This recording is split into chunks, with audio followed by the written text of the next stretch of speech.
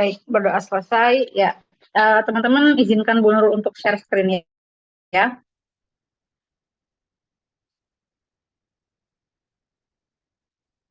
Nah, jadi di stase ke-6 ini terkait dengan KIE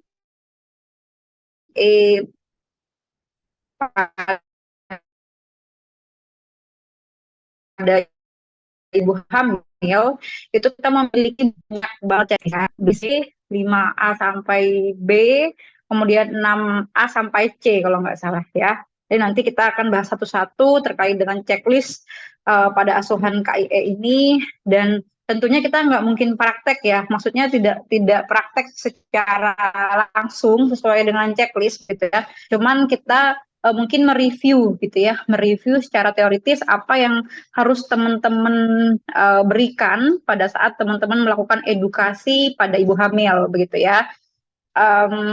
Harapannya tentunya ini teman-teman sudah punya banyak bekal gitu ya di kelas teori terkait dengan bagaimana asuhan pada ibu hamil, gizi pada ibu hamil, pemberian TT dan lain sebagainya ya. Jadi mungkin sekarang sifatnya hanyalah sebatas mereview ulang teori yang sudah teman-teman dapat gitu ya. Kenapa ini penting untuk diedukasikan, rasionalisasinya apa gitu ya. Nah, seperti halnya dengan pemberian asuhan kebidanan pada ibu hamil di stase-stase yang lain gitu ya, ada beberapa komponen penting yang harus kita apa ya terapkan dalam pemberian KIE gitu ya. Apa kira-kira teman-teman yang wajib banget untuk kita pegang, kita terapkan pada saat kita memberikan KIE? Selain menyambut klien dengan sopan dan lain sebagainya, kira-kira apa lagi? Menjaga privasi. Ya, betul. Menjaga privacy ya, menjaga privasi pasien. Itu hal yang penting gitu ya. Meskipun kita tidak melakukan pemeriksaan leopard gitu ya, kita nggak buka pasien, kita tidak melihat bagian tubuh pasien, kita tahu bahwa pada saat kita memberikan KIE gitu ya, tentunya kan face to face, in pair person antara konselor dan konseli gitu ya, antara bidan dengan pasien ya, di mana itu memungkinkan ada feedback antara kita sebagai bidan dan juga pasien yang awalnya kita bahas tentang, misal kita bahas tentang gizi, kebutuhan gizi gitu ya, tapi tiba-tiba Indian ternyata si ibu si pasien ini dia malah curhat, Bu, ya gimana saya mau beli daging gitu kan, uang aja pas-pasan misalnya gitu. Suami saya misal cuman kerjanya apa, ngasih uang sehari cuman 20.000 misalnya, nggak cukup buat beli daging, cuma buat beli sayur sama tempe doang misalnya gitu ya. Makanya HB saya rendah dan lain sebagainya. Misal seperti itu. Nah itu kan akan keluar, kata-kata itu akan keluar ketika pasien sudah merasa trust dengan bidannya dan dia berada di ruangan yang cukup memiliki privacy gitu ya, cukup untuk membuat dia merasa aman dan nyaman gitu ya. Beda kalau misal teman-teman edukasinya misalnya di halayak ramai gitu ya, di kursi ada pada depan, di sana ada ibu A, di situ ada ibu C, ibu D, ibu B gitu ya. Pada saat melakukan konseling, tentunya pasien yang sedang kita hadapi ini tidak mungkin bisa apa namanya all out gitu ya dalam menyampaikan apa keluh kesah, kemudian masalah gitu ya yang sedang mereka hadapi ya. Nah, praktikum pertama kita akan memberikan edukasi tentang imunisasi TT ya. Tentunya teman-teman sudah tahu di awal pasti harus ya menyambut klien dengan ramah, sopan, sabar gitu ya, harus komunikatif gitu ya. Apalagi kalau ibu hamil gitu ya, dibukain pintunya, disiapin duduknya dan lain sebagainya. Langkah ketujuh adalah persepsi tentang imunisasi TT. Jadi dan ingat cara bertanyanya jangan langsung to the point, Ibu apa bagaimana pengetahuan Ibu tentang imunisasi TT? Jangan seperti itu, tapi diolah bahasanya dengan bahasa yang casual, bahasa yang mudah dimengerti oleh ibu dan tidak menyinggung perasaan ibu gitu ya. Misalnya, Ibu, apakah Ibu sudah pernah mendapatkan informasi, sebentar ya, hilangin.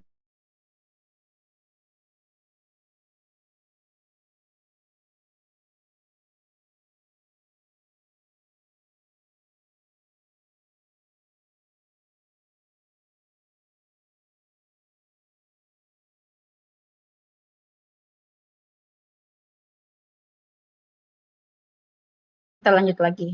Jadi pada saat persepsi tentang imunisasi TT, teman-teman tanya ibu, apakah ibu sudah pernah mendapatkan informasi tentang imunisasi TT, gitu ya?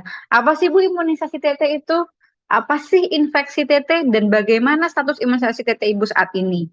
Ya, tapi ini tentunya satu persatu kita jelasinnya. Oke, ibu misalnya ibu jawabnya, saya belum pernah mendapatkan informasi Bu Bidan tentang imunisasi TT gitu ya. Berarti kita akan menjelaskan tentang pengertian imunisasi TT. Jadi Ibu, imunisasi TT atau imunisasi itu berasal dari kata imun yang berarti kebal atau resisten.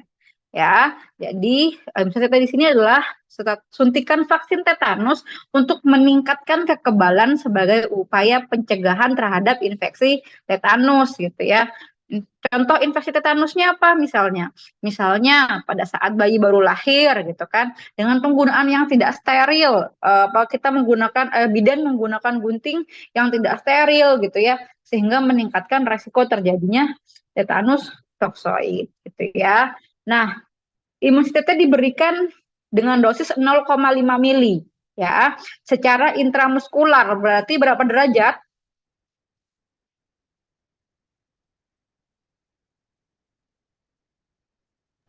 90 Ibu. Ya, betul. 90 derajat ya. 0,5 mili IM 90 derajat pada lengan atas. Tepatnya di mana? Di musculus deltoideus. Bagaimana cara mencari musculus deltoideus?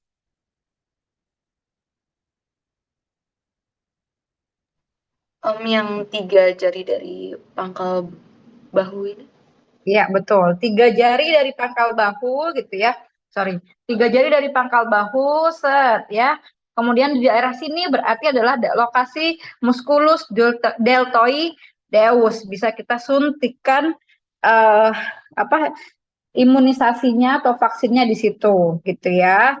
Nah, kalau misal kita berikan dosis 0,5 mili gitu ya, artinya kita suntikannya menggunakan spet ukuran berapa?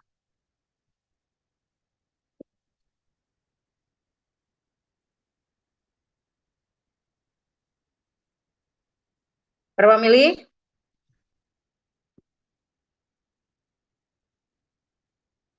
Spet terkecil ukuran berapa?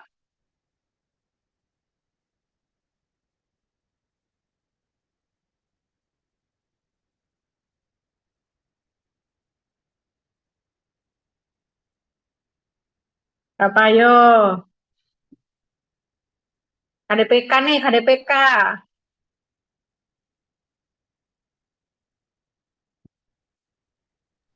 Lupa Ibu. Ya, 1 mili ya. Jadi bisa menggunakan spet 1 mili untuk memberikan dosis vaksin TT sebesar 0,5 mili. Tapi kalau memang tidak ada, benar-benar terbatas gitu ya, adanya cuma 3 mili, ya nggak apa-apa kita menggunakan yang 3 mili. Asalkan jangan 5 mili kegedean gitu ya. Nah, kemudian kita jelaskan tujuan imunisasi TT ini, bahwa tujuan imunisasi TT itu memberikan kekebalan pasif kepada ibu hamil terhadap tetanus ya. Karena vaksinasi selama hamil juga ikut membantu bayinya menghindari tetanus selama beberapa minggu setelah lahir ya. Tetanus ini biasanya dapat terjadi pada saat hamil, bersalin dan nifas, juga pada bayi baru lahir yang tadi yang Bu Nurul bilang, akibat infeksi tali pusat pada proses persalinan ya. Kemudian yang poin ke-10 kita jelaskan gitu ya, eh, jadwal pemberian imunisasi tetanus atau vaksin tetanus gitu ya. Gimana teman-teman sudah pasti tahu gitu ya, kalau seorang perempuan tidak pernah mendapatkan imunisasi TT atau tidak diketahui status imunisasi TT-nya pada saat hamil, harus mendapatkan paling sedikitnya 2 kali injeksi TT ya, dengan selang waktu 4 minggu dari TT pertama. Jadi misal Bu Nurul adalah Bu Bidan gitu ya, Bu Nurul tanya sama pasien Bu Nurul, iya Ibu Anissa gitu kan, Ibu Anissa sekarang saya pengen tahu gitu status imunisasi TT Ibu gitu kan. Nah Ibu Anissa, sebelumnya apakah Ibu sudah pernah mendapatkan imunisasi TT? Ibu Anissa sudah pernah mendapatkan imunisasi TT? Belum Ibu. Belum pernah. Selama caten Ibu? Sudah. Selama caten sudah. Nah, ini beda lagi case-nya ya. Kalau selama caten sudah pernah disuntik gitu ya, itu nanti kita beda lagi. Bu Anissa tolong jawab tidak pernah dulu, Bu. Tidak pernah, Ibu. Tidak pernah ya. Oke. Selama Ibu bayi balita, Ibu ingat nggak, Bu, Ibu disuntik TT atau tidak? Di imunisasi pada saat balita, pada saat sekolah, Ibu ingat nggak, Bu? Tidak ingat, Ibu. Tidak ingat. Nah, ya kalau pasien bilang selama dia caten dia tidak pernah mendapatkan TT, kemudian dia tidak ingat dia sudah pernah apa mendapatkan bias pada saat di sekolah SD atau tidak gitu ya, maka sebaiknya kita berikan injeksi TT 2 kali pada saat ibu itu hamil gitu ya. TT pertama adalah pada saat dia kedatangan pertama atau ANC pertama, kemudian TT kedua adalah 4 minggu setelah TT pertama gitu ya. Kenapa harus minimal 2 kali injeksi?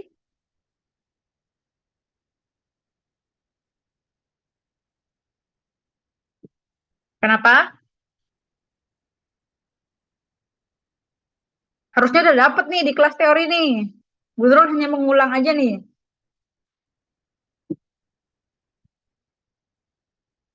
Kenapa coba kira-kira?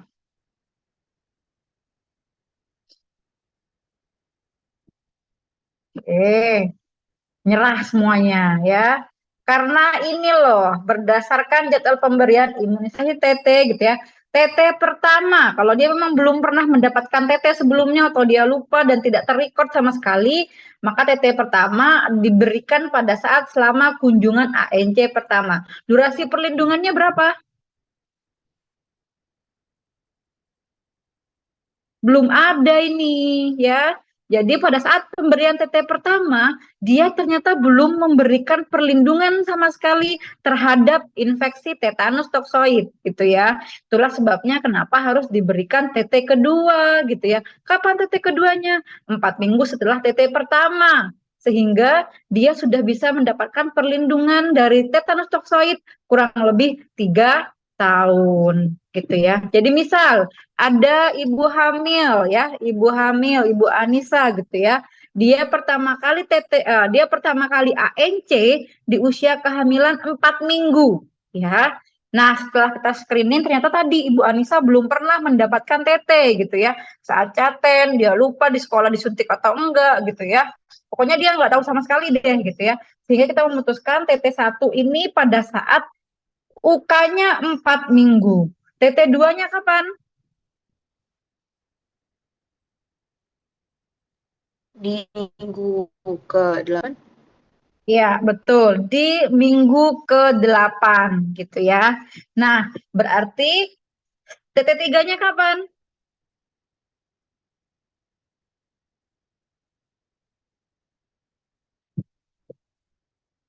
Kalau bingung sama minggu, bulan aja nggak apa-apa.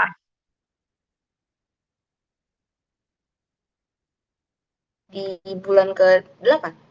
Ya, di bulan ke-8 ya. Kemudian Bu Anissa bilang, kan kita udah bilang nih konseling, Ibu kunjungan pertama ini Ibu mendapatkan TT1. Jadi saya nanti akan suntik lengan Ibu dengan menggunakan vaksin TT ini sebanyak 0,5 mili gitu ya di lengan sebelah kiri. Ibu biasanya lengannya yang sering aktif yang mana? Yang kanan misalnya ya. Oke, nanti saya suntikan di yang sebelah kiri ya Bu ya, di musculus deltoideus, tiga jari dari siku dari bahu gitu ya. Nah, udah selesai set gitu kan. Ibu ini sudah suntik TT-nya yang pertama, nanti minimal ibu selama kehamilan ini dapat 2 kali TT gitu kan. TT yang kedua nanti ibu akan mendapatkan di usia kehamilan 8 minggu atau 2 bulan gitu ya. Udah, oh ya Bu Bidan terima kasih gitu kan. Pas udah gitu, pas udah usia kehamilan 8 minggu gitu ya, Bu Anissa datang lagi untuk mendapatkan TT kedua. Misalnya kan kita suntikan lagi 0,5 cc atau 0,5 mili, kemudian kita bilang, Ibu, TT2-nya sudah kita berikan ya Bu ya, tadi di lengan yang kiri juga, nanti Ibu sudah mendapatkan perlindungan selama 3 tahun. Nah, nanti TT3 Ibu akan dapatkan lagi setelah usia kehamilannya 8 bulan atau 6 bulan setelah TT2.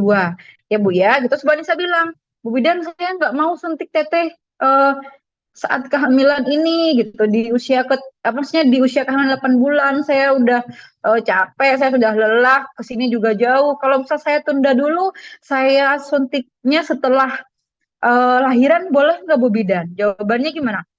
Boleh nggak kira-kira?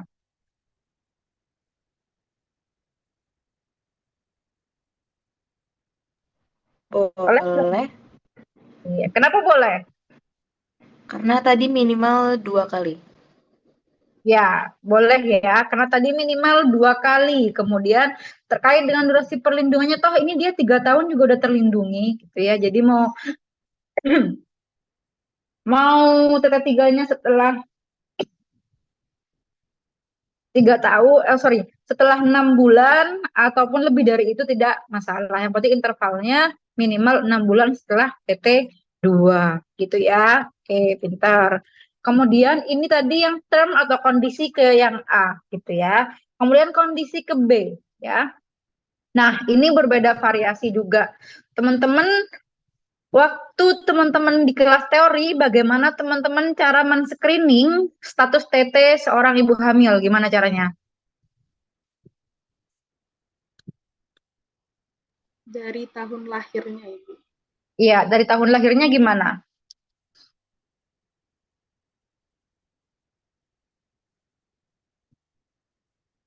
Kalau dia lahir di tahun 1000, lebih dari 1993, terus kenapa nih?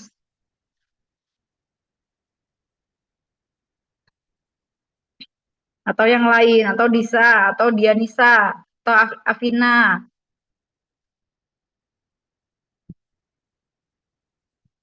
Kenapa dari tahun lahirnya?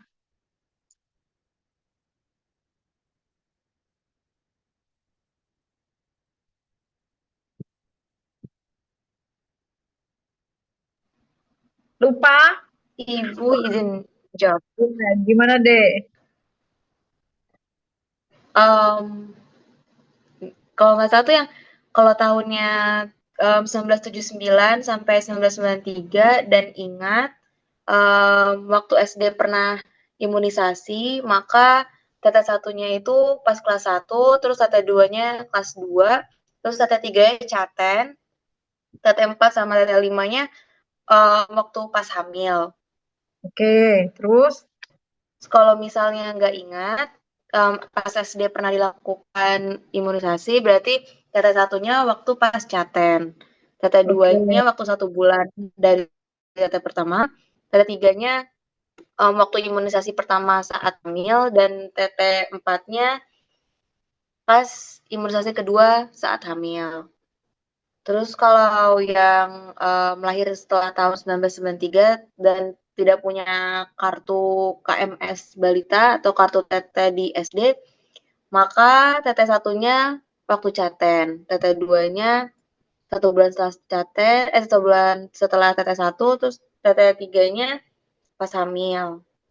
Terus kalau kalau tidak punya KMS tapi punya kartu teteh di SD, maka saus imunisasinya itu teteh satunya waktu pas SD kelas 1, teteh 2 kelas 2, teteh 3 caten, teteh 4 sama 5 pas hamil. Oke, ada lagi? Um, Kalau punya KMS sama kalau punya kartu teteh, itu berarti status imunisasinya teteh 1 sampai 4 bisa dilihat di KMS-nya dan kartu tetehnya, dan teteh 5-nya waktu pas hamil. Oke, gitu ya. Nah, itu harus udah di luar kepala tuh yang kayak gitu tuh ya. Jadi nanti pas pada saat screening di stase pranikah prakonsepsi untuk menentukan status TT teman-teman udah apa di luar kepala udah bisa gitu ya.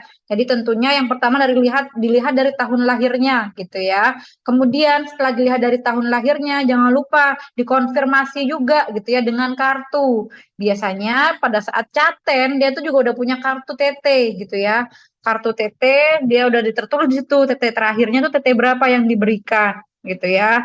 Biasanya juga apa dilihat dari tadi KMS misalnya gitu ya. Nah itu tadi yang disampaikan Dea ya. Nah ini ada teori terbaru lagi nih ya. Teori terbarunya gimana? Kemudian apabila dilakukan anamnesa, ibu sudah mendapatkan imunisasi dasar lengkap DPT HB-HIB ketiga gitu ya. Imunisasi lanjutan pada anak di bawah usia 2 tahun, DPT HB-HIB, dan imunisasi anak usia sekolah dasar, campak, DT, TD, dan TD, maka perlindungan sudah sampai 25 tahun atau seumur hidup. Jadi dia kalau biasnya sudah selesai gitu ya. Jadi dia tidak perlu lagi suntik TT pada saat catatan dan hamil ya. Kok bisa? Nah, dilihat dari sini ya.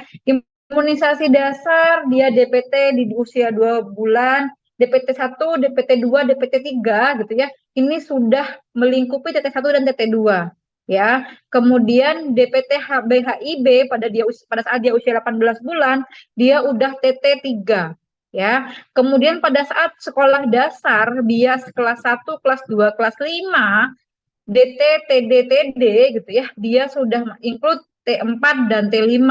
Artinya kalau sudah T5 perlindungannya sudah seumur hidup. Jadi pada saat dia menjadi caten, dia tidak perlu lagi diberikan TT gitu ya. Ini yang terbaru ya. Nggak usah bingung, semuanya boleh gitu ya. Kenapa? Tergantung di puskesmas menggunakan penerapan screening yang mana gitu ya. Ada yang tadi apa namanya menggunakan tadi yang dari status tahun lahir, kemudian dari dilihat dari cek dari kartunya dan lain sebagainya ya. Nah, tapi paling aman adalah melihat dari apa namanya kartu TT gitu ya kalau memang ada sama KMS pada saat balita gitu ya. Nah, itu udah paling aman ya. Kemudian jelaskan efek samping imunisasi TT ya, bahwa efek samping yang akan dirasakan adalah ya nyeri, kemerahan kayak teman-teman kalau lagi habis suntik vaksin COVID gitu ya. Tapi ini kalau COVID ada juga yang reaksi sampai demam tinggi berhari-hari dan lain sebagainya ya. Tapi kalau ini enggak sih, enggak sampai sebegitunya. Cuman mungkin kemerahan dan bengkak pada tempat suntikan ya. Ingat bahwa TT ini aman untuk ibu hamil dan janin yang dikandungnya ya. Jelaskan juga kemungkinan resiko yang terjadi bila tidak diberikan CTT. Jadi dampaknya adalah ya tentunya ibu akan memiliki resiko lebih tinggi untuk bisa terpapar infeksi tetanus pada ibu dan juga bayinya. Gitu ya. Sampai sini apakah ada pertanyaan teman-teman? Atau ada yang perlu kita diskusikan terkait dengan job sheet pertama?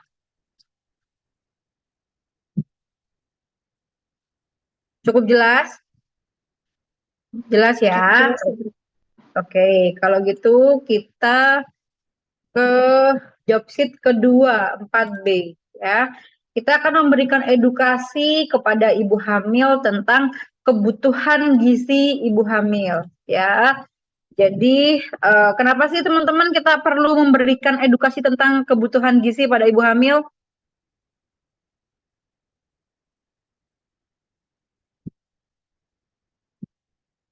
Devita, kenapa kira-kira Dev?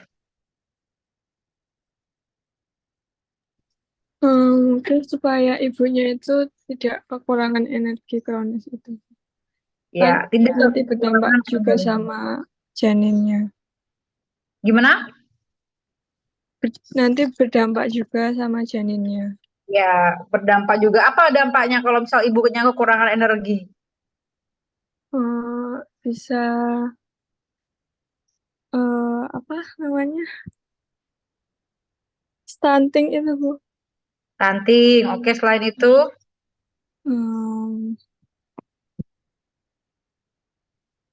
Janinnya tidak tumbuh berkembang secara baik.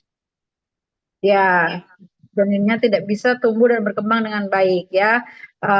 Oke, boleh ya. Sekarang kita bahas lagi satu persatu lebih detail ya. Yang pertama pasti sapa klien dan lain sebagainya di tahap pelaksanaan di poin langkah ketujuh. Pertama pasti kita akan melakukan apersepsi dulu gitu ya sama klien atau ibu hamil tentang kebutuhan gizi ibu hamil sehari-hari.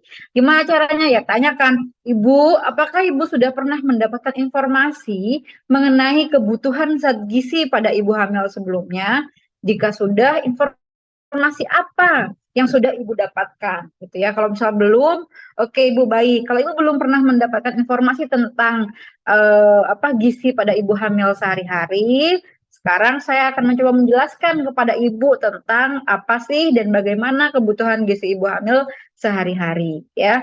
Nah, Bu, kenapa ini penting untuk saya sampaikan? Karena Ibu harus tahu bahwa ternyata ibu hamil ini membutuhkan zat gizi yang lebih banyak dibandingkan dengan keadaan tidak hamil, gitu ya.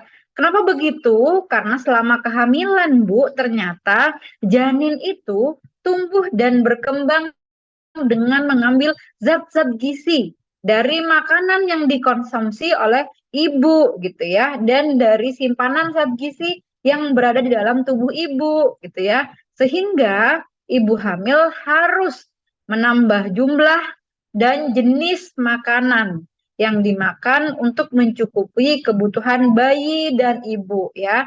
Jadi ibaratnya sekarang yang dipenuhi bukan gizi ibunya aja, tapi gizi janinnya juga gitu ya. Karena si janin mengambil makanan dari apa yang ibu makan gitu ya. Nah, ingat Bu, jangan cuma jumlahnya saja ya. Jadi yang biasanya kalau kata orang-orang biasanya ibu itu satu hari makan 3 piring gitu ya. Ibu sekarang karena hamil harus 2 kali lipat, jadi ibu harus makan 6 piring ya. Nah, isinya cuma nasi semua gitu ya. Atau misal kayaknya ibu biasanya senangnya makan mie instan gitu ya, satu, terus pada saat hamil ibunya makan 3 atau 4 piring mie instan gitu ya, jumlahnya diperbanyak. Nah, itu juga salah gitu ya. Jadi ingat, bukan jumlahnya saja yang ditambah gitu ya, tapi jenis makanannya gitu ya. Jadi ibu jangan berfokus pada hanya banyakin makan nasi aja gitu ya, tapi jenis makanannya ibu juga harus mulai beragam. Yang biasanya ibu mungkin makan nasi sama tempe atau nasi sama telur gitu ya, sekarang diganti Bu, ibu harus makan nasi, telur, sayur, buah gitu ya, tempe gitu. Jadi jenisnya itu harus diperbanyak gitu ya. Jenisnya apa? Ya sesuai dengan prinsip pemenuhan gizi seimbang ya. Apa prinsip pemenuhan gizi seimbang? Yang pertama adalah mengonsumsi aneka ragam pangan ya, ada karbohidrat, protein, lemak gitu ya, vitamin, mineral gitu ya. Kemudian membiasakan perilaku hidup bersih ya. Cuci tangan setelah dan sebelum makan, cuci tangan setelah dan sebelum BAB BAK dan lain sebagainya ya. Yang ketiga adalah melakukan aktivitas fisik kurang lebih 15 sampai 30 menit dalam sehari gitu ya.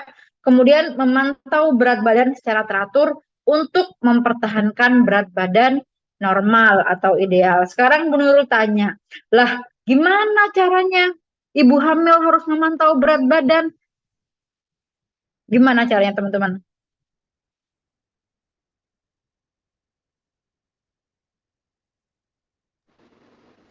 Melakukan cek kesehatan setiap seminggu sekali. Ya, melakukan cek kesehatan setiap seminggu sekali boleh. Bukankah ada beberapa orang yang beranggapan bahwa misalnya ibu hamil nih, makannya lagi banyak nih kan, gitu kan, nafsu makannya lagi banyak di trimester kedua, trimester ketiga gitu kan, banyak banget. Terus ada yang bilang, oh apa namanya, misal nih, wah aku makannya kok banyak banget ya gitu sih ibu hamilnya bilang. Terus ada yang bilang nih temennya atau tetangganya atau ibu mertuanya gitu bilang, nggak apa-apa, sah-sah aja, wajar kan ibu hamil, boleh kok makan sebanyak-banyaknya gitu, bener nggak? Bener atau salah? Bener atau salah deh?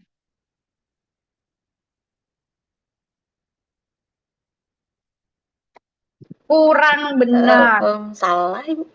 Iya, salah. Kenapa salah? Karena meskipun hamil gitu ya, ibu hamil tetap harus memantau. Tadi loh, di gizi seimbang pilarnya adalah memantau berat badan gitu ya. Kenapa harus dipantau? Ya perlu gitu ya, biar yang pertama kalau misal makannya kebanyakan pasti akan meningkatkan resiko bayinya menjadi makrosomia gitu ya, atau bayi besar atau giant baby gitu ya. Yang kalau gimana kalau bayi dengan makrosomia atau giant baby atau bayinya terlalu besar, dia meningkatkan resiko terjadinya diabetes mellitus pada bayi gitu ya. Nah, kalau misal ternyata berat badannya terlalu rendah, misalnya si ibunya, ya khawatirnya tadi dia kekurangan nutrisi atau malnutrisi gitu ya, malgizi pada janinnya sehingga dia tidak bisa uh, tumbuh dan berkembang dengan optimal dan lain sebagainya ya. Nah, teman-teman kalau mau mengedukasi ibu hamil tentang pemantauan berat badan, bukan cuma tentang pemantauan berat badan sih, semua edukasi ibu hamil itu lengkap banget di buku KIA atau buku PINK gitu ya. Salah satunya tentang grafik peningkatan berat badan ya. Jadi teman-teman kalau lihat di sini grafik ini yang horizontal ini menunjukkan apa?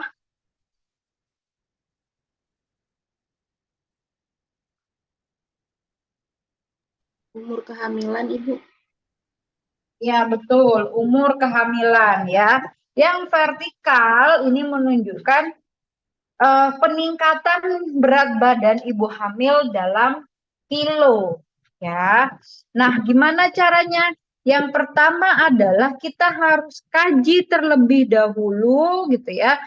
Berat badan pra kehamilan ibu berapa ya. Nah, karena di sini ada IMT, berarti selain berat badan, apalagi yang perlu dikaji?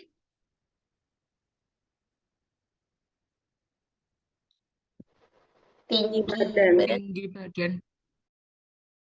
Ya, tinggi badan. Gimana cara menghitung IMT?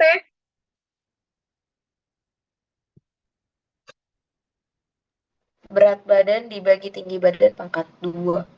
Ya, BB per TB kuadrat. TB-nya dalam meter gitu ya. Nah, kita udah kaji nih ya. Jadi kalau misal IMT ibu hamil tadi ternyata kurang dari 18,5 berarti di sini ya. Artinya kita lihat tandanya, berarti kan hitam putus-putus. Artinya ibu hamil harus meningkatkan berat badannya di antara ini nih, kurva garis hitam dan kurva garis hitam atas dan kurva garis hitam bawah. Berarti ibu hamil peningkatannya harusnya ada di sini ya, di range ini, di kotak-kotak antara garis hitam putus-putus atas dengan garis hitam putus-putus bawah gitu ya. Dimana selama dia hamil, dia harus meningkatkan berat badannya 12,5 sampai 18 kilogram ya. Kalau misal IMT ibu hamilnya 18,5 sampai 24,9 gitu ya. Coba lihat, berarti ini di area yang pink gitu ya. Berarti ibu hamil tadi kenaikan berat badannya harusnya di area pink ini nih, pink yang halus warnanya, di mana selama kehamilannya dia harus naik berat badannya 11,5 sampai 16 kilogram ya. Kalau misal dia overweight gitu ya, IMT-nya 25,0 sampai 29,9 yang ini ya, artinya berarti dia harus berat badannya, grafiknya di antara pink putus-putus merah yang atas sama pink putus-putus yang bawah. Nah, berarti di daerah sini gitu ya. Di mana peningkatan berat badannya 7 sampai 11,5 kilo. Dan yang terakhir kalau dia obesity gitu ya, berarti dia peningkatan berat badannya hanya 5 sampai 9 kilo selama hamil dan peningkatannya harus ada di range yang biru ini. Baru dikatakan dia peningkatan berat badannya ideal dan normal gitu ya. Misal case-nya ya, case-nya ibu hamil dengan berat badan 60 gitu ya, IMT-nya 27,1, berarti maksimal peningkatan berat badan berapa selama hamil? 11,5 kilo. Ya, 11,5 kilo gitu ya. Dia boleh naik 7 sampai 11,5 kilo karena dia berada di MT yang sini gitu ya. Dimana misal katakanlah pada saat prahamil berarti kondisi 0 ya. Kondisi 0 dia adalah 60 kilo ya. Di sini nih kasih titik nih ya. Kemudian pada saat minggu keempat ditimbang lagi, ternyata berat badannya menjadi 58 kilo. Berarti titiknya di mana sekarang? Sejajar sejajar angka berapa?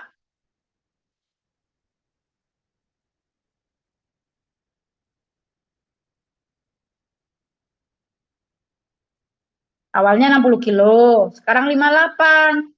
Usia kehamilannya 4 minggu, berarti sejajar angka berapa titiknya sekarang?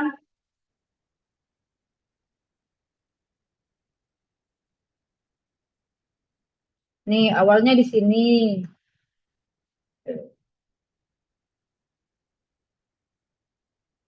Kok nggak bisa ya?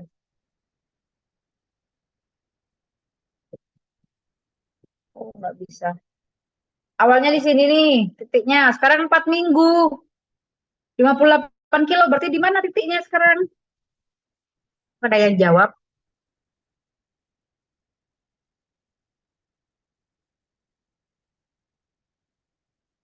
Titiknya berarti ada di sini loh. 4 minggu.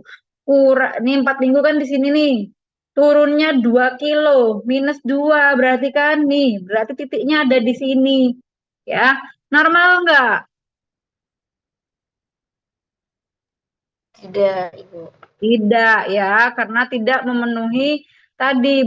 Harusnya dia berada di antara garis putus-putus pink ini gitu ya. Tapi sangat wajar ketika ini terjadi di kehamilan trimester 1. Mungkin ibunya masih mengalami emesis gitu ya. Sehingga masih perlu penyesuaian. Tapi nggak apa-apa, kita motivasi ibu untuk makan sedikit tapi sering gitu ya. Menghindari makan yang banyak mengandung lemak, kemudian santan, berbau menyengat dan lain sebagainya gitu ya. Jadi kita harus menyesuaikan ini ya.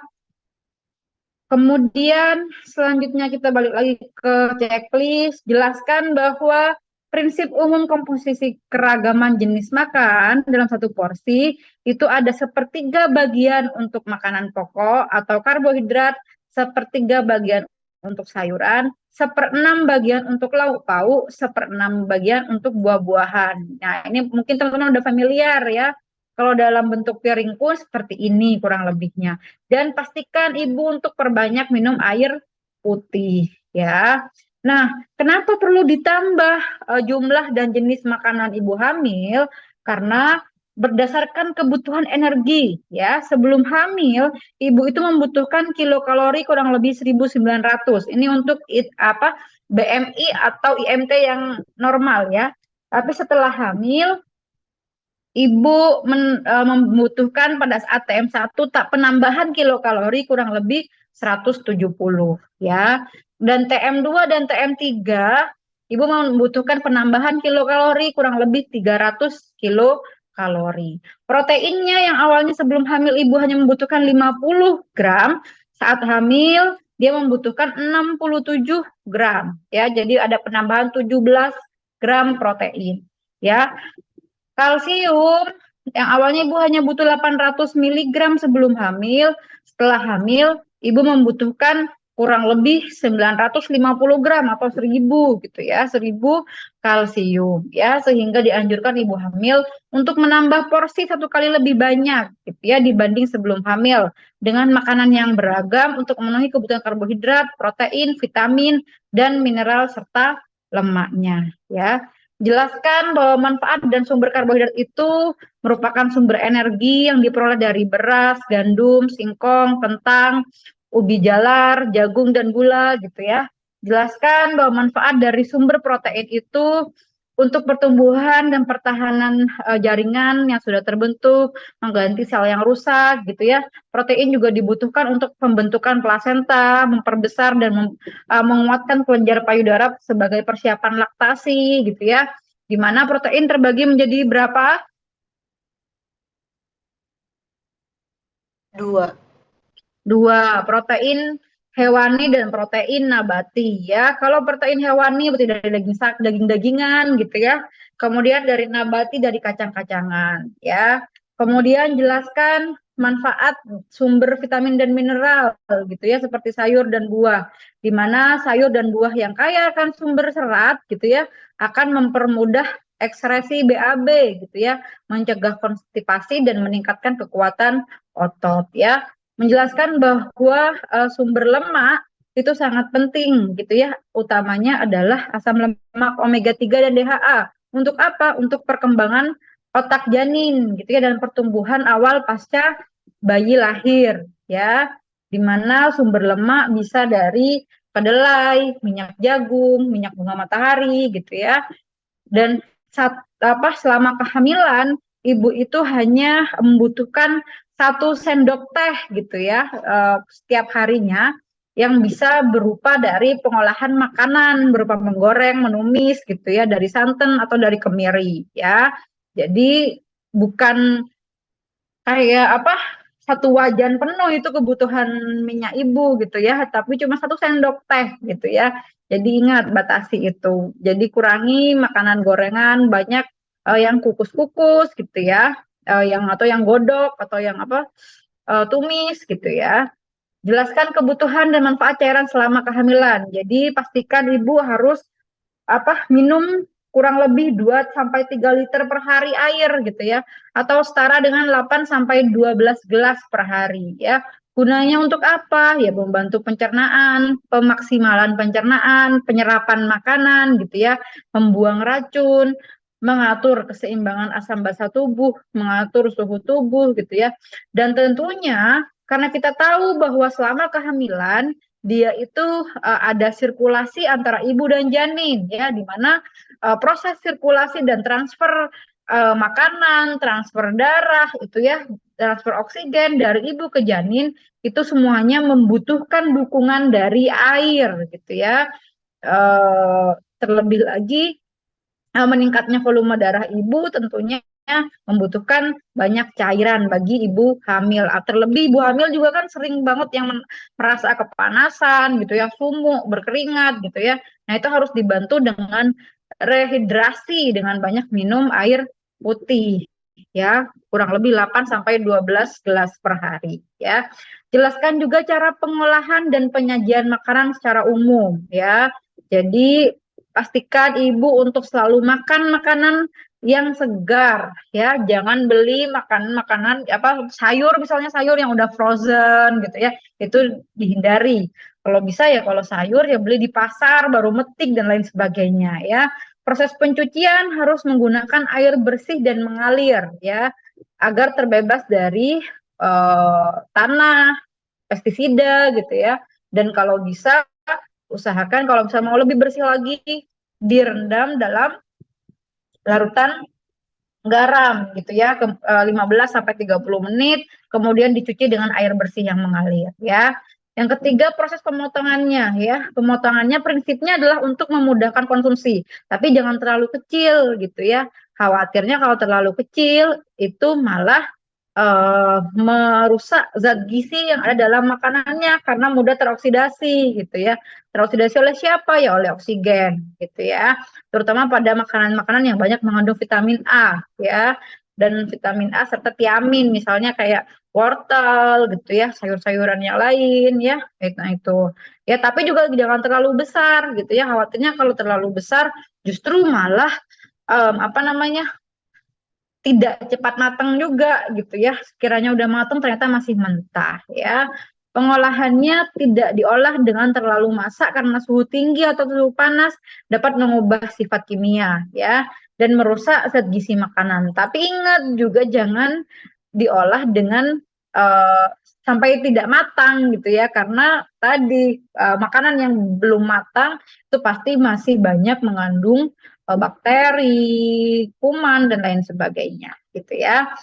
Kemudian poin ke-18 ya, jelaskan makanan yang harus dibatasi selama kehamilan ya. Teman-teman pastikan bahwa ibu hamil tidak memakan makanan yang diawetkan ya, yang biasanya mengandung zat pewarna atau pemanis buatan ya. Hindari juga makanan yang berkalori tinggi, banyak gula atau lemaknya, tapi tidak mengandung zat gizi ya. Misalnya apa? Misalnya junk food ya, soft drink yang bersoda gitu ya, berkadar gula tinggi. Junk food misalnya apa ya? Misalnya kayak burger, kebab gitu ya. Kemudian French fries gitu ya. Kecuali kentang digoreng sendiri boleh. Tapi kalau French fries beli di yang awalnya M yang sekarang diboykot gitu ya. Nah, itu yang harus dihindari gitu. Nah, kemudian hindari alkohol ya, sekalipun dalam jumlah sedikit dalam bentuk makanan ataupun minuman ya. Kenapa? Karena ternyata alkohol ini meningkatkan resiko kerusakan sistem saraf sistem otak pusat atau sistem saraf pusat ya bagi bayi yang dikenal dengan istilah fetal alcohol syndrome ya. Batasi makanan yang banyak mengandung garam atau garam tinggi gitu ya. Karena mengkonsumsi garam dapat meningkatkan resiko terjadinya hipertensi, di mana hipertensi ini pada kehamilan akan meningkatkan resiko kematian janin gitu ya, solusio plasenta serta gangguan pertumbuhan pada janin. Sekarang menurut tanya, kenapa sih teman-teman kok makanan yang banyak mengandung garam tinggi itu dia bisa meningkatkan resiko terjadinya hipertensi? Kenapa kira-kira?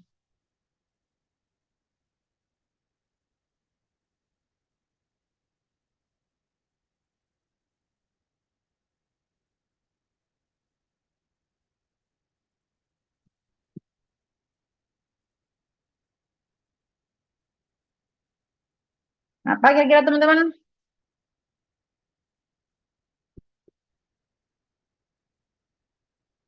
Garam itu mengandung apa sih?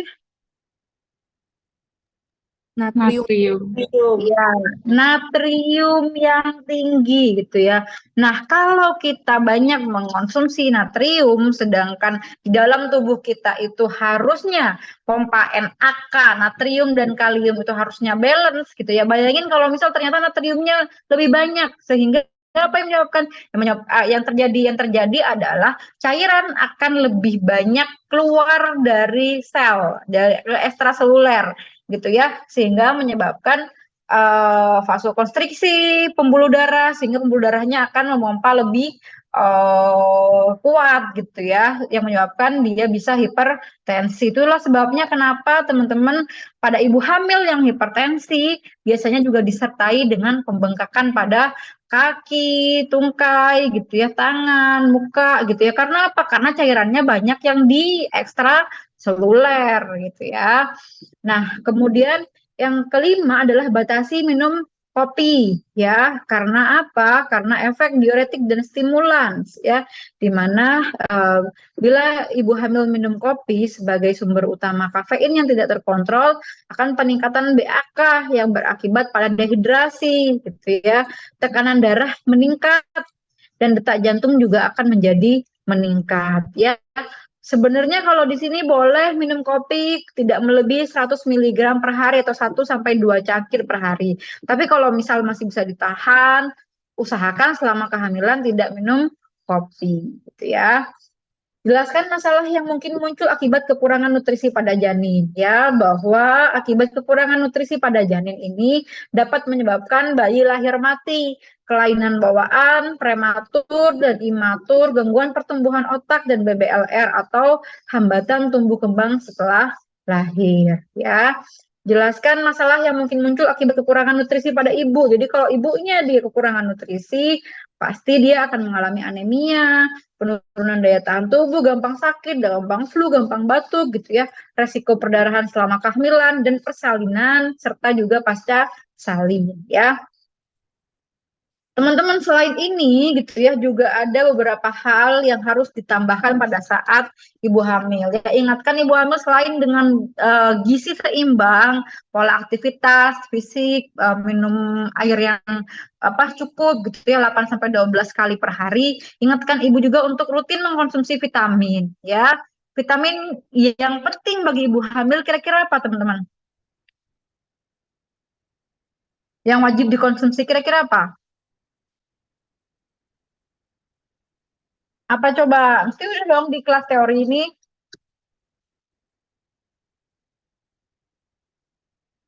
Ada yang masih ingat? Huruf depannya A. Asam folat. Ya, asam folat. Ya. Apa gunanya asam folat? Pembentukan otak. Itu berperan dalam menurunkan otak janin. Yakin? Pembentukan otak doang.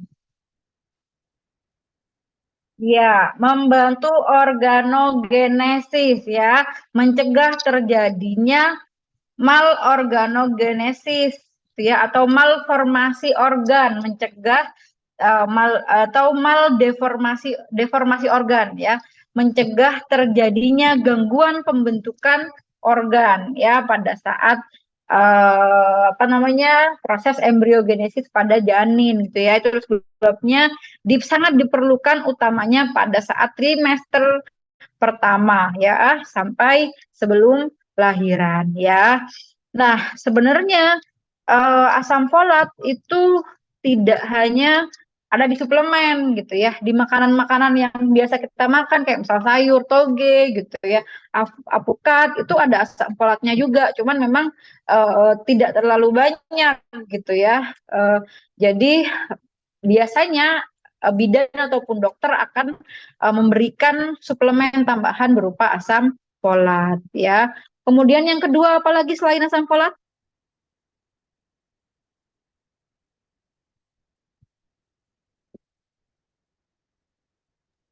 Tablet apa? Ya, tablet tambah darah atau tablet FE ya. Kenapa tablet FE itu penting untuk diberikan pada ibu hamil? Karena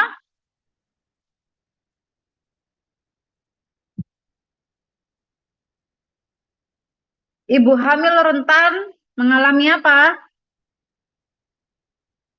Anemia. Kenapa ibu hamil rentan mengalami anemia?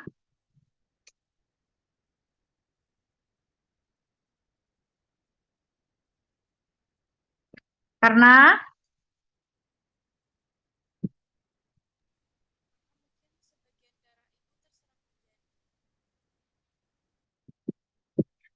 ibu hamil mengalami apa?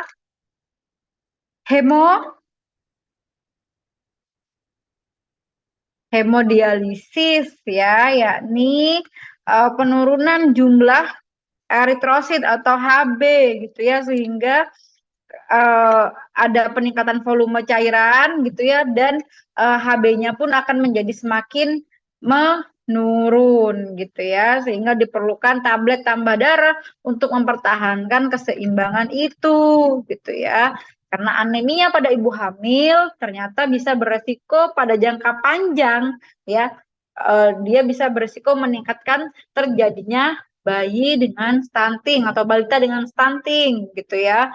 Dan anemia pada ibu hamil pada jangka pendeknya dia akan berdampak pada fetal reproduction growth syndrome, atau di mana janinnya dia tidak bisa berkembang secara sempurna ya. Dan pada saat persalinan tentunya juga akan meningkatkan terjadinya HPP atau hemorrhagic postpartum atau perdarahan pasca persalinan ya.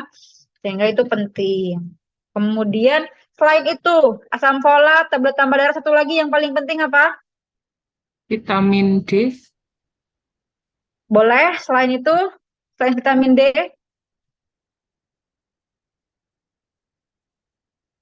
depan-depannya K. Kalsium. Kalsium. Kalsium untuk apa?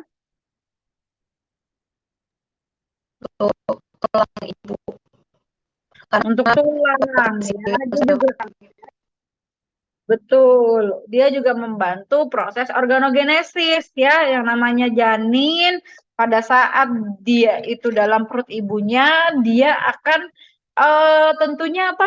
Ya organogenesis tadi membentuk tulang, gigi dan lain sebagainya yang membutuhkan kalsium gitu ya. Kalau tidak terpenuhi kalsium ibunya gitu ya, dia akan mengikis di bagian-bagian tubuh ibunya yang lain. Itu sebabnya kenapa mungkin ada ibu hamil yang keluhannya adalah sakit gigi gitu ya, kemudian sakit tulangnya, cepat capek dan lain sebagainya gitu ya, maka harus dipenuhi kebutuhan kalsiumnya agar tidak mengambil dari organ-organ tubuh yang lain dari si ibu gitu ya. Oke, kemudian jelaskan contoh menu gizi seimbang pada ibu hamil dengan menggunakan buku KIA ya. Di sini di buku KIA teman-teman kalau lihat sudah ada contohnya pemberian gizi seimbang. Nah, ini.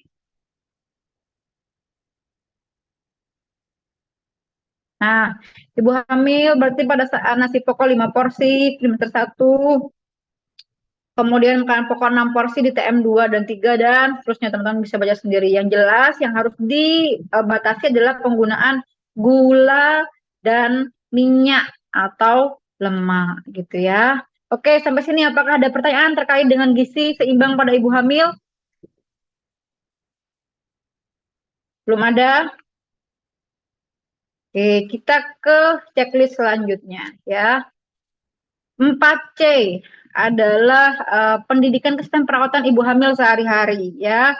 Kita jelaskan bahwa ternyata ibu hamil memerlukan perawatan gitu ya selama menjalani proses kehamilannya ya, bukan perawatan terus spa dan lain sebagainya, boleh sih gitu ya, tapi ini yang sederhana yang bisa dilakukan di rumah adalah kebutuhan nutrisi tadi yang disampaikan bahwa harus memenuhi pola gizi seimbang, ada makanan pokok, sayur, lauk pauk gitu ya.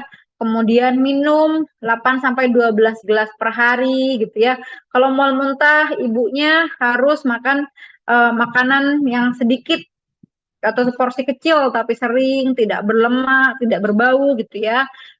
Makan biskuit, singkong gitu ya. Anjurkan tidak mengkonsumsi minuman keras dan tidak merokok ya. Jika perlu minum obat, tanyakan kepada petugas kesehatan terlebih dahulu ya. Suplemen yang 3 tadi, yang 3 utama juga harus diberikan kepada ibu hamil ya. Jelaskan tentang kebutuhan istirahat ya, bahwa ibu hamil dianjurkan untuk tidur malam paling sedikit 6 sampai 7 jam ya. Dan siangnya istirahat kurang lebih 1 sampai 2 jam ya. Jadi biasanya ibu hamil itu cenderung mengalami dia itu yang namanya nggak bisa tidur lah, nggak bisa istirahat lah gitu ya. Nah, tapi tetap ya usahakan kebutuhan 6 sampai 7 jam di malam hari dan 1 sampai 2 jam di siang hari ini bisa terpenuhi ya. Posisi tidur ibu dianjurkan miring ke kiri ya. Tapi ini untuk trimester ketiga. Kalau masih trimester 1, sah-sah aja ibu mau tidur miring kanan, tidur miring kiri, tidur terlentang gitu ya.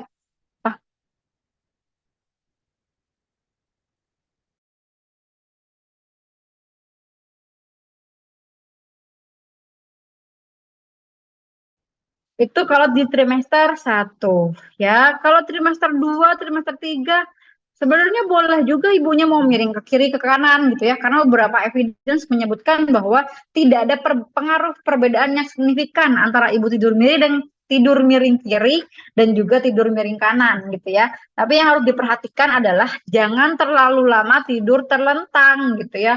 Karena pertama adalah ngap, kedua kenapa teman-teman? Pasti udah dapat nih di kelas teori ini, nggak mungkin nggak dapat.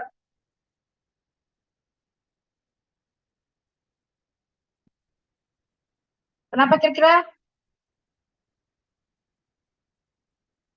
Karena tidur terlentang ternyata meningkatkan penekanan ya pada pembuluh darah yang besar di uterus sehingga tidak bisa memaksimalkan oksigenasi, sirkulasi antara ibu dan janin ya, utamanya di trimester ketiga ya. Kalau dari ketiga harusnya dihindari posisi seperti itu ya. Boleh miring kiri ataupun miring kanan gitu ya. Kalau misal capek, ya boleh sih terlentang, tapi nggak usah lama-lama gitu ya. Kemudian jelaskan tentang kebutuhan personal hygiene atau perawatan diri pada ibu ya. Ya bahwa ibu itu perlu untuk apa? Cuci tangan dengan sabun dan air mengalir sebelum sudah makan, sebelum sesudah BAB BAK gitu ya. Sikat gigi secara teratur, kemudian mandi 2 kali sehari, bersihkan payudara, daerah kemaluan, mengganti pakaian gitu ya. Kemudian memeriksakan gigi gitu ya. Karena kenapa? Di trimester pertama utamanya masalah ini sangat krusial gitu ya.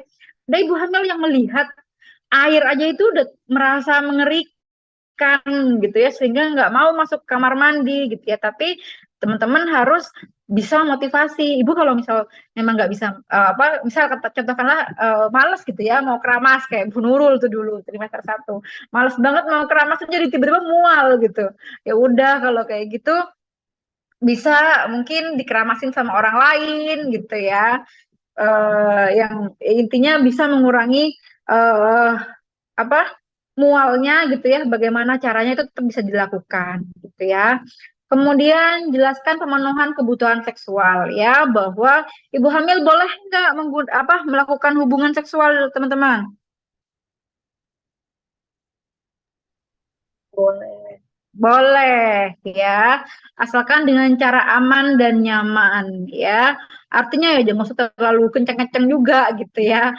Maksudnya terutama pada trimester pertama gitu ya. Pada trimester pertama harus diperhatikan setelah berhubungan seksual apakah terjadi spotting, perdarahan atau tidak gitu ya, apakah merasa nyeri di perut bagian bawah gitu ya. Kalau memang merasa ada spotting, ada perdarahan, kerasa nyeri, hindari dulu untuk melakukan hubungan seksual. Tapi kalau misalnya memang nggak ada apa-apa, nggak ada masalah, ya boleh silahkan lanjutkan gitu ya. Kemudian jelaskan tentang aktivitas fisik ya. Jadi sebenarnya ibu hamil itu boleh melakukan pekerjaan sehari-hari selama ibu hamil itu masih mampu gitu ya. Masih merasa bisa dan tidak lelah gitu ya untuk melakukan pekerjaan itu boleh ya. Dan anjurkan ibu untuk melakukan senam hamil ya, untuk menjaga stamina, melatih otot untuk mempersiapkan proses persalinan ya. Hindari ibu selama kehamilan untuk bekerja terlalu berat, merokok atau terpapar asap rokok gitu ya, minuman bersoda, beralkohol, jamu, tidur terlentang lebih dari 10 menit di usia kehamilan tua atau trimester 3 gitu ya. Tidak minum obat tanpa resep dokter dan stres berlebihan ya. Nah, merokok dan terpapar rokok berdasarkan evidence ini juga meningkatkan resiko terjadinya anak dengan stunting gitu ya. Jadi hindari itu gitu ya. Bilang pada saat edukasi kalau bisa sama bapaknya sama suaminya gitu ya, untuk kalau misal mau merokok ya silahkan di luar rumah. Tapi ingat, merokok di luar rumah pun asap rokoknya ketika dia menempel di baju, dia bisa bertahan berhari-hari gitu ya. Sehingga apa? Sehingga seharusnya kalau udah merokok, bapaknya harus mandi, ganti baju, baru boleh berdekatan dengan si ibu hamil gitu ya. Oke, sampai sini apakah ada yang ingin ditanyakan teman-teman? Belum ya. Oke, kita ke 4D. Ya Allah, banyak banget ternyata nih. Oke, 4D adalah tentang body mekanik ya. Jelaskan ke pasien bahwa body mekanik ini adalah suatu sikap tubuh yang baik untuk menyesuaikan perubahan tubuh pada ibu hamil, terutama terkait dengan tulang punggung ya yang lordosis ya, karena ada penambahan berat badan janin dan plasenta sehingga membuat tubuh ibu hamil mengalami perubahan bentuk gitu ya, termasuk tulang punggungnya ya. Jelaskan manfaat body mekanik yaitu untuk membentuk aktivitas sehari-hari yang aman dan nyaman selama kehamilan, untuk menghindari keluhan sakit dan nyeri punggung ya. Nah, bagaimana caranya? Ya, macam-macamnya, pertamanya banyak ya, cara berdiri yang benar, cara posisi duduk yang benar, posisi bangun dari tidur yang benar, dan posisi mengangkat beban ya. Teman-teman harus bisa mendemonstrasikan ya gerakan body mekanik pada ibu hamil. Cara berdiri yang benar, jadi ibunya harus berdiri tegap gitu ya. Berdiri tegap, bahunya ditegakkan, kemudian pantatnya diangkat gitu ya, tegak lurus dari telinga sampai ke tumit kaki, baru ibu bisa berjalan gitu ya, kayak berjalan di catwalk gitu ya. Nah, kenapa ini perlu diperhatikan? Karena ibu hamil kadang ibu hamil itu jalannya itu begini. Nah, gini, condong perutnya ke depan sambil jalannya begini, set gitu. Ya, padahal ini nggak boleh. Harusnya dia tegak gitu ya. Kemudian dia jalannya ya udah tegak begini aja ya, nggak boleh mendoyong-doyongkan badannya seperti ini ya. Karena itu beresiko meningkatkan tadi nyeri punggungnya ya. Kemudian yang kedua posisi duduk ya. Duduk dengan posisi punggungnya tegak gitu ya. Dagu ibu tarik ke bagian atas kepala seperti ketika ibu berdiri. Jadi ini agak dangak gitu ya, sejajar gitu ya. Jangan sampai ibunya duduknya nih gini nih. Nah, jadi ada kursi, dia senderan di kursi seperti ini ya. Kelihatan nggak misalnya? Nah, senderan seperti ini. Harusnya ya duduknya tegak seperti ini, bukan senderan seperti ini. Kenapa? Kalau senderan seperti ini, emang ini kelihatannya kayak nyaman gitu ya. tapi ternyata posisi pinggul gitu ya, pintu atas panggul kita, panggul ibu itu ya, pada saat duduk seperti itu, dia inletnya akan seperti ini menutup gitu ya. Nah, kalau ini menutup gini gimana? Jadi si janin kepalanya tidak bisa mencoba untuk optimalisasi gitu ya, nggak bisa masuk ke apa pintu atas panggul dan lain sebagainya ya. Tapi kalau si ibu duduknya tegak, terus kemudian kakinya agak ngangkang gitu ya, sehingga dia membuka inlet panggulnya, sehingga kepala bayi di sini dia bisa optimalisasi posisi gitu ya, dia bisa muter dan lain sebagainya, dia bisa mulai masuk ke panggul dan lain sebagainya, gitu ya.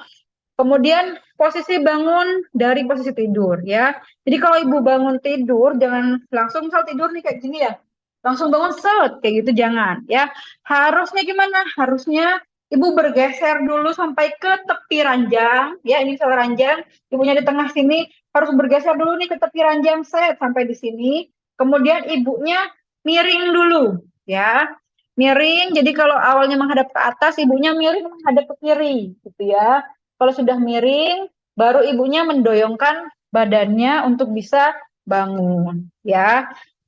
Jangan lupa tekuk lututnya juga, ya. Kemudian posisi mengangkat beban, ya.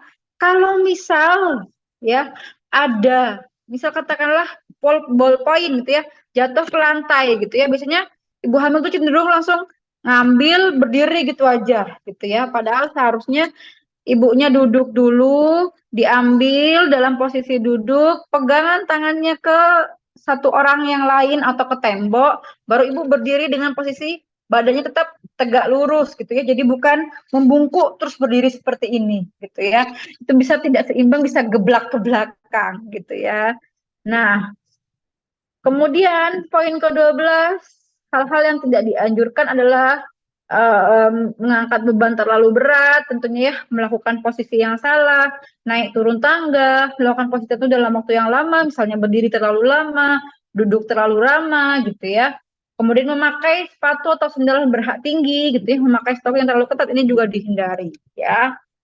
Nah, naik tangga sebenarnya boleh asalkan ibunya kuat gitu ya. Tapi kalau ibu memang nggak kuat ya udah nggak usah naik tangga ya. Karena hamil saja itu udah membawa beban yang cukup berat gitu ya, yang membuat nafas ibu hamil itu terengah-engah. Jangankan naik tangga, ngomong aja kadang tuh kerasa susah, udah ngap gitu ya. Jadinya ya kalau nggak kuat ya nggak usah dilakukan gitu ya. Jelaskan bahwa ibu hamil boleh beraktivitas fisik biasa selama tidak melelahkan ya. Jadi boleh ibu hamil mau ngapain terserah dia boleh, asalkan tidak lelah gitu aja.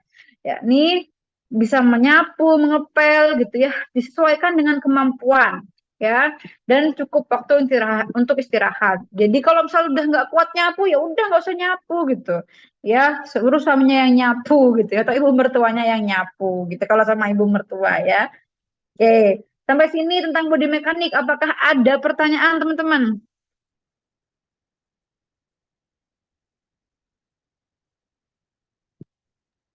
Belum, Bu. Belum ya. Oke, kita ke stase berikutnya, checklist berikutnya 4D5 berarti ya. 5.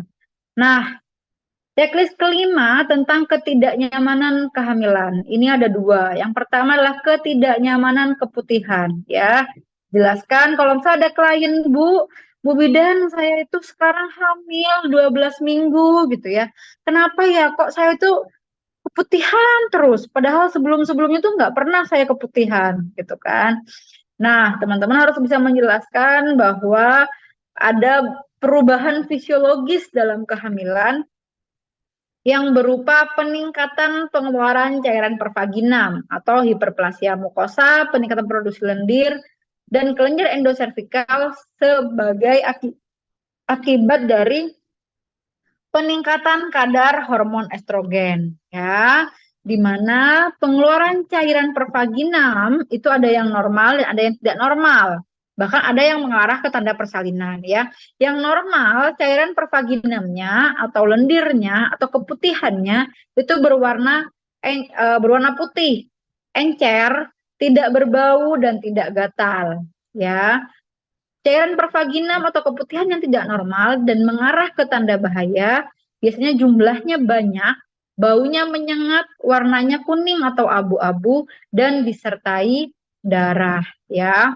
Kemudian cairan pengeluaran pervaginam yang mengarah ke tanda persalinan, yakni lendir bercampur darah dan juga air ketuban, ya. Air ketuban tuh kayak apa? Ya biasanya dia bior langsung banyak keluarnya kayak pipis gitu ya. Tapi ada juga yang merembes sedikit-sedikit. Cara membuktikan bahwa dia air ketuban atau bukan dengan apa? Dengan cek menggunakan kertas lakmus, ya. Jelaskan pada ibu bahwa cara meringankan ketidaknyamanan keputihan selama hamil, ibu harus menggunakan celana yang berbahan katun, sering mengganti celana dan menjaga kebersihan alat genitalia gitu ya dari depan ke belakang. Tidak perlu menggunakan sabun-sabunan intimate, washing apa ya, nggak usah ya. Jadi yang penting ibu harus sering ganti CD gitu ya. Kemudian itu terkait dengan ketidaknyamanan keputihan. Yang kedua adalah ketidaknyamanan konstipasi, ya, di mana kalau ada ibu hamil datang terus bilang saya susah BAB-nya Bu Bidan, ya, bilang bahwa konstipasi dan kembung adalah keadaan yang wajar pada ibu hamil. Penyebab konstipasi itu mungkin karena adanya peningkatan progesteron, ya, sehingga bisa meningkatkan resiko terjadinya apa tadi konstipasi, ya. Konstipasi juga terjadi karena adanya relaksasi usus halus gitu ya, adanya peningkatan penyerapan air di kolon sehingga meningkatkan konstipasi. Penyebabnya juga karena konsumsi zat besi, tablet Fe, itu juga meningkatkan resiko untuk mengalami konstipasi, ya.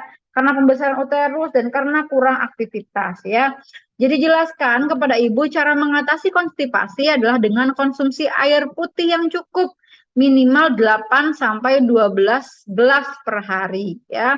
Makan makanan berserat, ya. Minum air hangat atau dingin sewaktu perut kosong, dan lakukan aktivitas ringan, jalan-jalan pagi gitu ya, kemudian yoga, misalnya senam, dan lain sebagainya.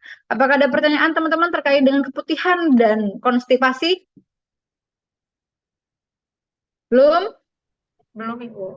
Belum ya. Kita ke 6A. Checklist 6A tentang tanda bahaya kehamilan trimester 1. Trimester 1 itu usia kehamilan berapa sampai berapa?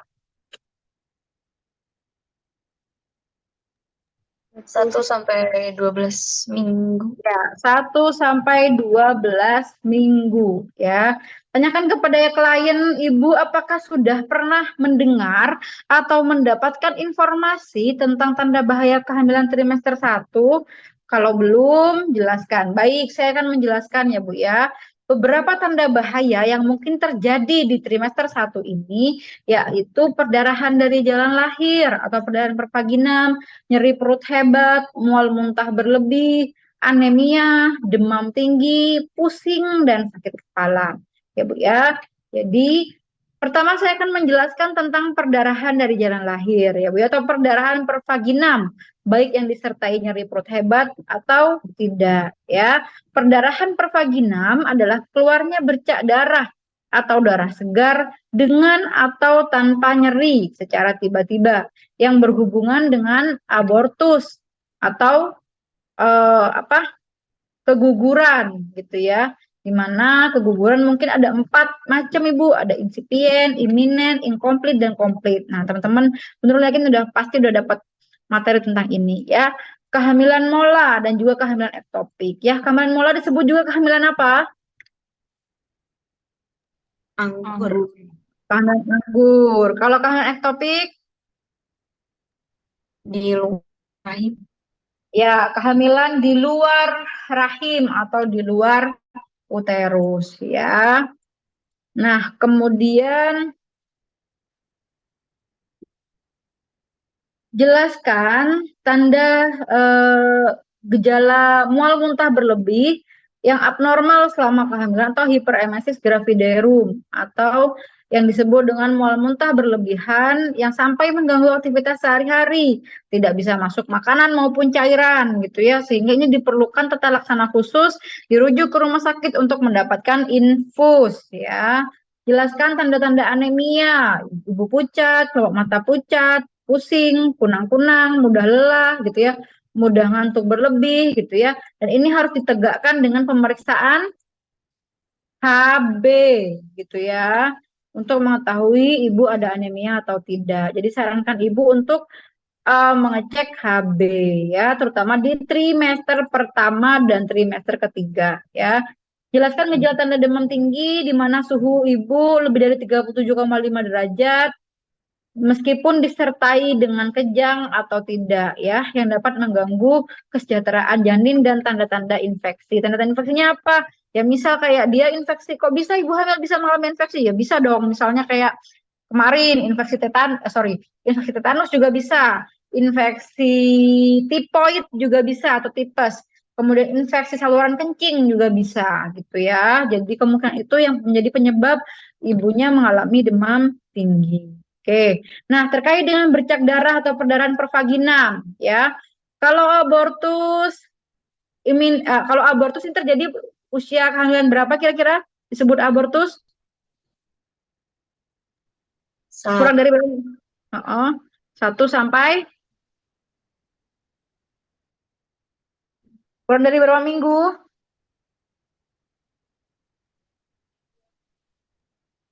Dua 24 Ya, 20 minggu ya.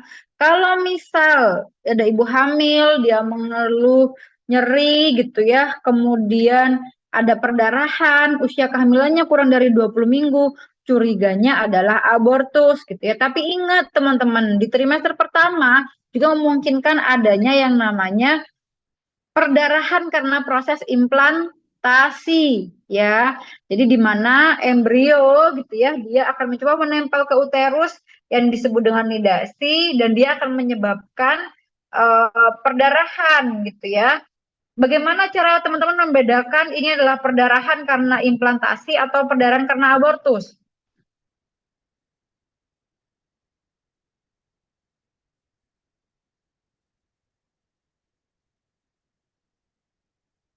Gimana?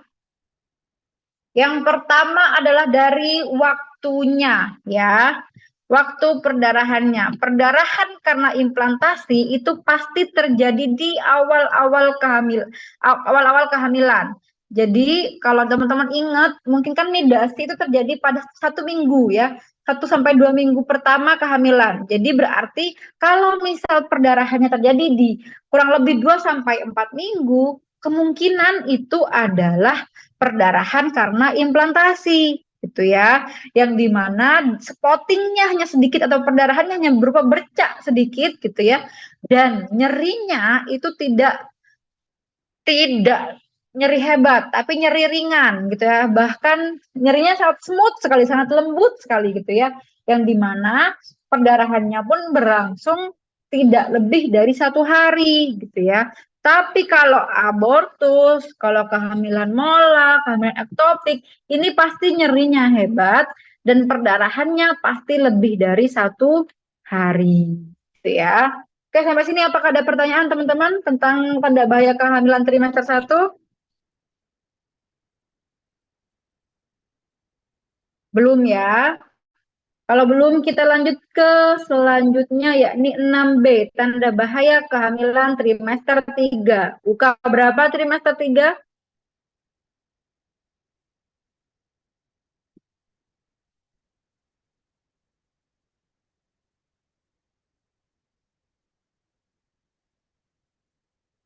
Dua 4 sampai 40 minggu. Ya. Yang pertama kita melakukan persepsi apakah ibu sudah pernah mendapatkan informasi tentang tanda bahaya kehamilan trimester 3 atau belum. Kalau belum, maka teman-teman minta izin untuk bisa menjelaskan tentang tanda bahaya di TM3 ya. Di mana tanda bahaya di TM3 ini bisa berupa perdarahan, bisa berupa nyeri kepala, bisa berupa janin kurang bergerak, keluar cairan dengan tiba-tiba, selaput, kelopak mata pucat, dan juga demam tinggi.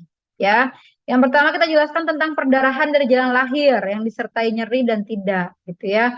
Karena berdasarkan data SDKI, kematian ibu salah satunya adalah perdarahan dari jalan lahir kurang lebih 28%, ya.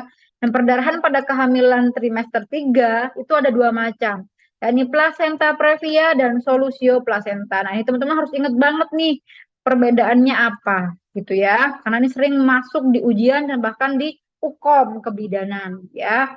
Plasenta previa adalah keadaan di mana plasenta berimplantasi pada tempat yang abnormal, yaitu segmen bawah rahim, sehingga menutupi sebagian atau seluruh ostium uteri interna. Ya, jadi sebenarnya seharusnya plasenta ini implantasinya di mana sih teman-teman?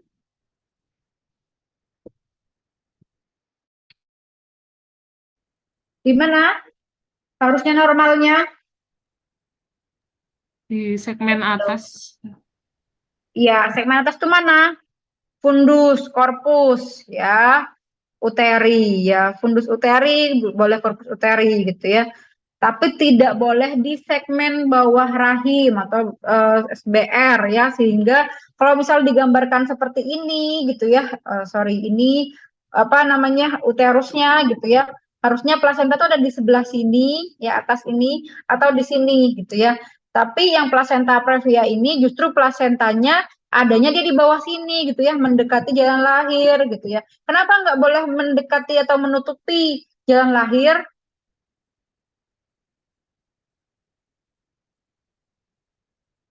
Karena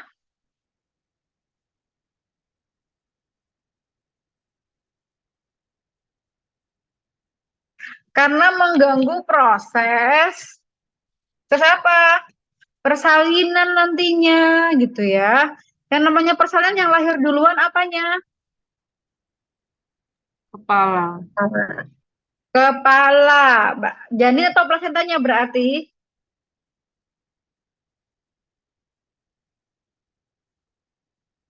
Antara janin dan plasenta harusnya lebih dulu mana? Janin, ya. Jadi kalau ada kasus plasenta previa itu pasti tidak bisa lahir normal, gitu ya. Karena yang harusnya janin lahir duluan ini tidak bisa karena tertutupi oleh plasenta, gitu ya. Berarti kalau misal ada kasus plasenta previa, dia harus diapakan persalinannya? Sesar. Sesar, ya. Nah, kenapa plasenta tidak boleh lahir duluan daripada janin?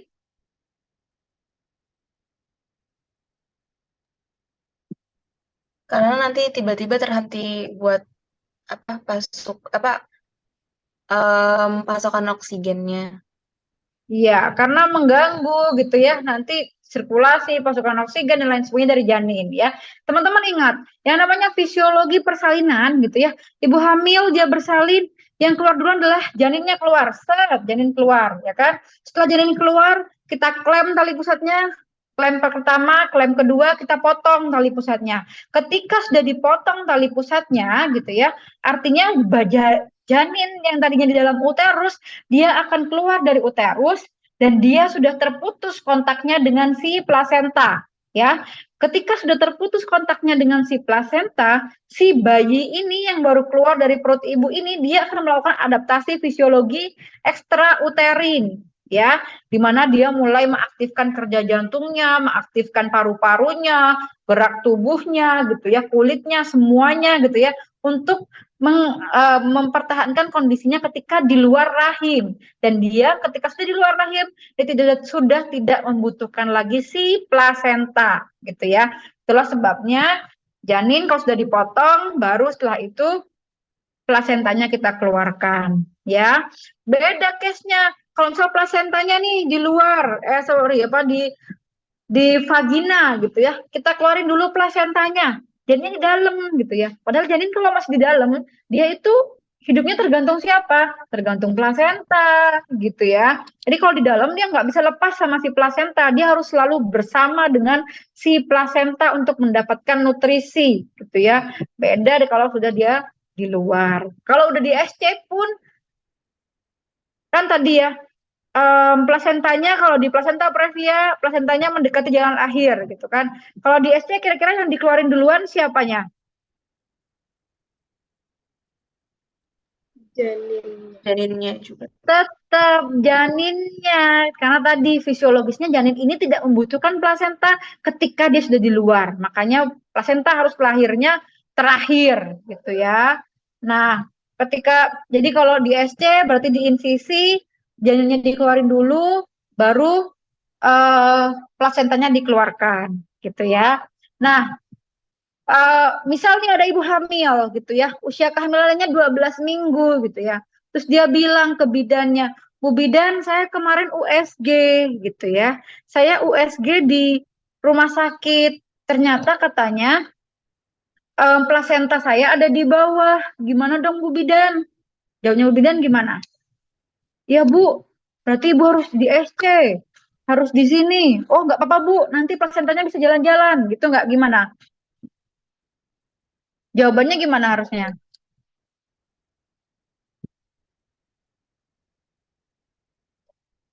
Plasentanya bisa jalan-jalan nggak kira-kira? Nggak bisa, berarti dia akan terus di bawah.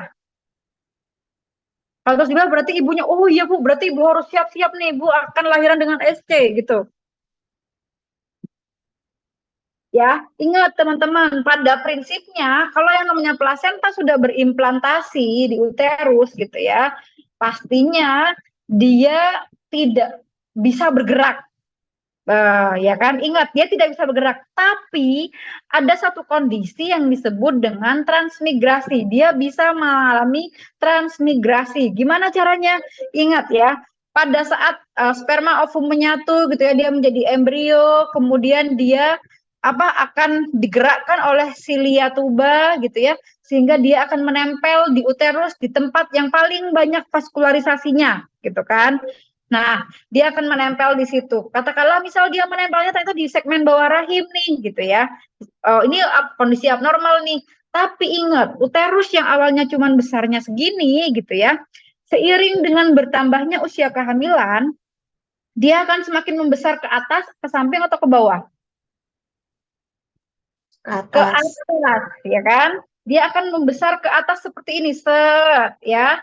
Sehingga apa kemungkinan yang terjadi? Kemungkinan terjadi plasentanya akan bermigrasi, sorry, bukan transmigrasi ya, tapi bermigrasi. Bermigrasi juga dari yang awalnya dia di bawah di sini, dia juga akan ikut tertarik oleh pembesaran uterus, gitu ya. Sehingga ya mungkin dia akan ada di korpus di daerah sini gitu ya, meskipun nggak mungkin sampai ke fundus gitu ya. At least dia sudah tidak lagi menutupi jalan lahir ya. Jadi bilang ke ibunya, ya Bu nggak apa-apa, ini kan baru 12 minggu. Kita evaluasi tiap bulan, ibu nanti evaluasi dengan USG tiap bulan.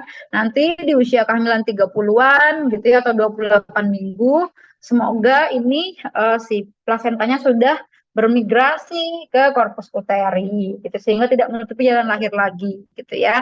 Pada saat usia 28 minggu atau 32, 34 minggu ternyata kok masih di bawah aja, ya berarti memang tidak ada pilihan lain gitu ya. Berarti memang plasentanya tetap di bawah, harus di SC gitu ya. Tapi sebagian besar memang akan bermigrasi ke korpus gitu ya. Jadi ibu nggak perlu khawatir gitu ya. Yang penting ibu makan banyak, istirahat cukup gitu ya, kelola stres dan lain sebagainya gitu ya. Nah, kemudian yang kedua, ciri-ciri dari plasenta previa adalah pengeluaran darahnya berwarna merah segar dan tidak ada rasa nyeri, dan biasanya kepala tidak masuk panggul ya. Karena kenapa tidak bisa masuk panggul? Ya tadi karena si plasentanya di bawah gitu ya, dia nggak bisa masuk panggul. Kemudian yang kedua adalah solusio plasenta, yaitu keadaan di mana plasenta yang letaknya normal, jadi dia ada di fundus ataupun di korpus, tapi terlepas dari perlekatannya sebelum janin lahir, gitu ya. Sehingga apa yang terjadi? Yang terjadi adalah ada warna merah kehitaman, ada rasa nyeri, kemudian ada pengurangan gerakan janin, ya.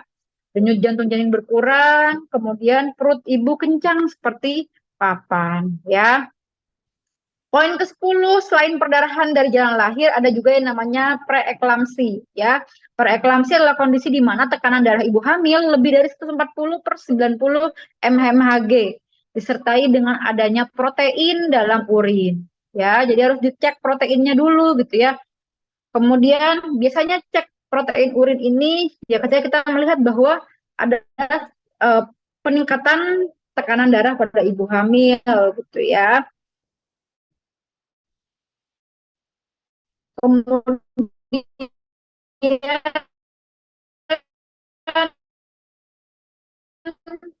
gejala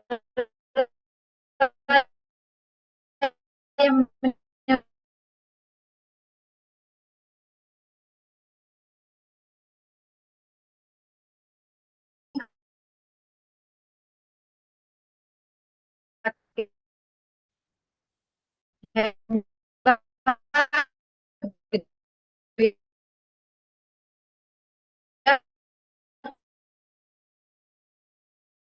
Kabupaten yang timbul adalah lansia yang berkahnya.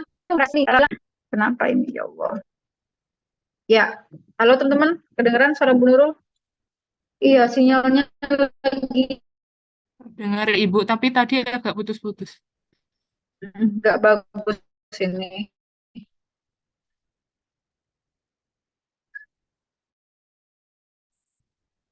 Iya tadi betul. Ya, iya sinyalnya kurang oke nih. Lokal dalam 24 jam. Teman-teman kayak kasih tahu 10 kali dalam 12 ya. Saya juga perlu ketahui ada 10 kali dalam 2 jam. Ya, tapi nanti coba kita lagi referensinya, teman-teman bisa sampai saat ini ya respon menemukan. Nah, gerakan dari biasanya jadi gitu ya. Kalau tidak bergerak sama sekali mungkin ya tidak ada kehidupan ya. Tapi gimana kalau gerakan janin berkurang, bilang jangan buru-buru, jangan-jangan bajakin ngomong, kemudian dimulasi ya perutnya ibunya dielus-elus gitu kan, mungkin dicoba disuplai dengan makanan-makanan yang banyak energi gitu ya. Nah kalau emang masih tidak ada respon gitu ya, maka kalau tidak berarti dicek JJ-nya gitu ya, atau kalau enggak di Jeans untuk melihat tentang ketuban pecah dini ya. Ketuban pecah dini adalah keadaan pecahnya selaput ketuban sebelum persalinan dimulai atau sebelum ada tanda-tanda persalinan. Apa tanda-tanda persalinan?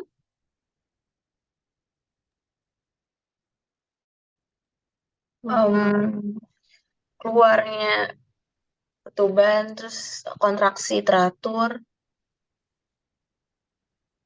Betul ya. Kontraksi teratur, ada pembukaan gitu ya. Utamanya pembukaan lebih dari 4 cm gitu ya. Nah, harusnya si ketuban ini pecahnya ketika dia sudah hampir pembukaan 10 gitu ya. Dan kontraksinya udah semakin sering, baru dia akan pecah ketubannya. Tapi disebut ketuban pecah dini ketika dia ibunya belum merasa ada kontraksi, belum ada pengeluaran cairan darah gitu ya, kemudian belum ada pembukaan, misalnya pembukaannya baru 1 gitu ya, tapi ketubannya udah pecah, nah maka ini disebut ketuban pecah dini. Bisa nggak ibu hamil dengan ketuban pecah dini bisa lahir normal? Jawabannya bisa gitu ya, tapi harus ditunggu ada jangka waktu maksimalnya, kalau nggak salah kurang lebih 12 sampai 24 jam ya. Kalau misalnya lebih dari itu nggak hamil-hamil, nggak lahir-lahir juga, maka harus di SC gitu ya. Gejala yang dirasakan ibu adalah ibu merasa keluar cairan secara tiba-tiba dari jalan lahir yang banyak, kayak pipis gitu, banyak gitu ya, nggak tertahankan gitu ya. Kemudian kalau dibawa ke bidan, sama bidannya akan dicek dengan kertas lakmus gitu ya, yang menunjukkan bahwa itu ketuban ya. Poin ke-14, jelasan gejala anemia tadi sudah, demam tinggi sudah gitu ya. Dan yang terakhir, teman-teman harus bilang ke pasien ibu, kalau ibu merasakan gejala ataupun tanda-tanda yang sudah saya jelaskan tadi, gitu ya, artinya ibu harus segera menghubungi tenaga kesehatan, gitu ya, atau ke fasilitas kesehatan apabila mengalami salah satu dari tanda bahaya yang di atas, gitu ya. Oke, sampai sini apakah ada yang ingin ditanyakan?